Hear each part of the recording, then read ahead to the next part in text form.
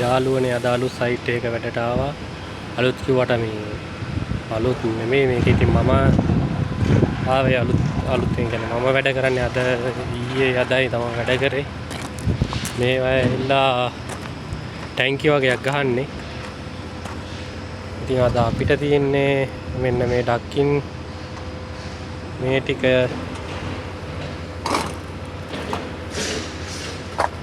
මේ ටික එකට එක දිගට ජොයින් කරන්න ඕනේ.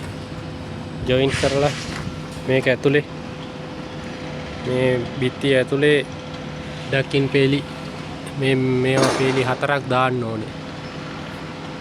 පේලියට දිගට 4ක් තියෙනවා. 4ක් දාන්න ඕනේ. දාලා ඒකට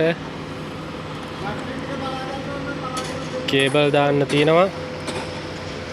කේබල් 4 ගාන යනවා මේක බටයක් ඇතුලේ. මේ බට එකක් ඇතුලේ යනවා කේබල් 4ක්.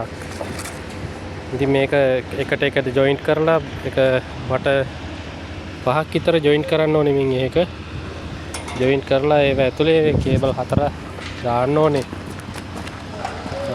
මේක දැන් ගොඩක් දුරට වැඩ කරලා තියෙන්නේ. පවුන් ටැංකි තියෙනවා. මේවා 4 ටැංකි.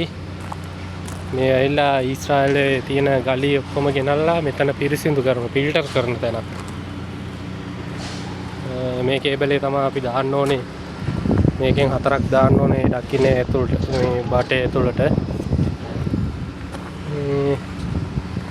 ඉතින් දවසවල අවුවත් ටිකක් සැරයි යාළුවනේ. අපි 3 දෙනා ඉන්නේ මේ කේබල් මේ ඩක්කින් ටික දාන්න අපි 3 දෙනා ඉන්නේ. එක්කිනෙක් අපි 3 දෙනාම ලංකාවේ. ඉතින් ලොකු ප්‍රොජෙක්ට් එකක් කරගෙන යන්නේ. මේ දවස්වල ඉතින් අවුවේ තමයි වැඩ ඉතින්.